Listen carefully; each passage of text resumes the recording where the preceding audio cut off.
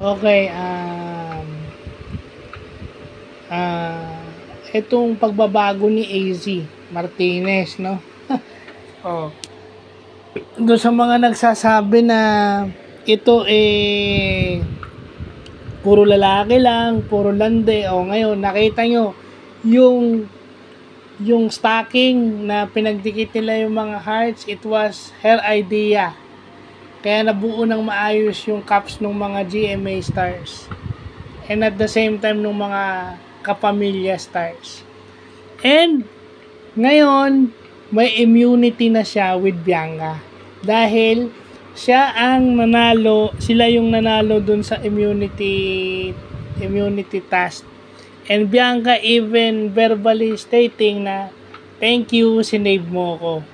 So, dun sa mga, dun mo makikita yung character development. Kasi after na sinabi ni Ralph na friends lang sila, which is ito si AC is parang na-attach na ata, hindi na siya humabol kay Ralph.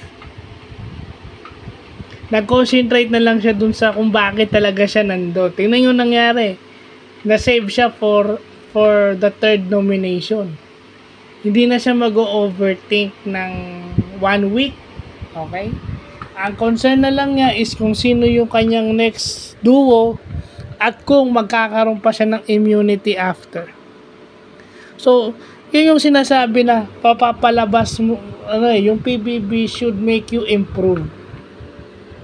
Kasi alam naman natin yung story na sinasabi niya doon na parang hino-hold back siya ng kanyang boyfriend.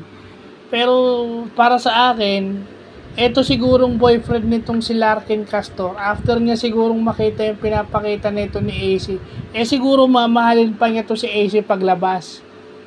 Siguro hindi lang nagsasalita itong si Larkin Castor, pero sigurado ko na inaantay niya na to si AC.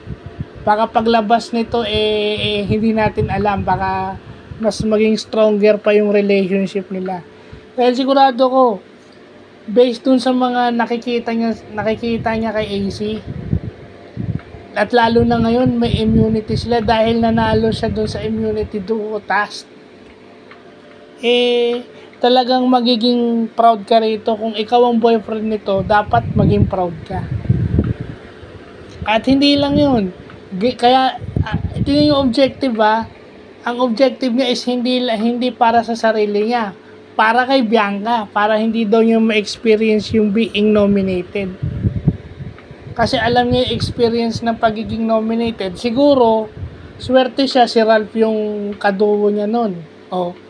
Kita nyo, di ba, nababash yan dahil yung yakapan nila ni Ralph is ibang klase, di ba? Ngayon, nag-focus siya, character development.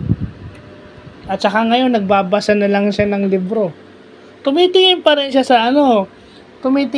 kay Ralph, pero hindi na siya yung masyadong clingy. So, siguro, alam niya na. So,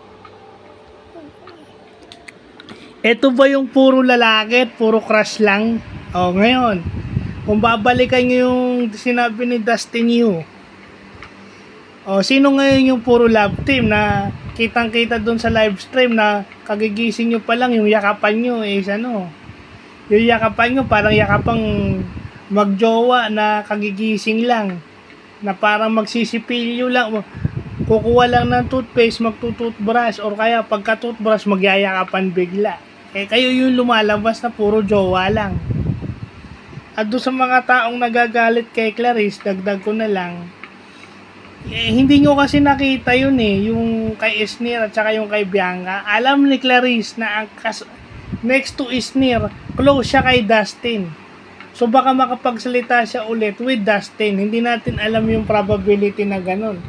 Kasi kahit hindi pa kayo nagsasalita, kung makapagsalita siya, yun ang iniiwasan ni Clarice.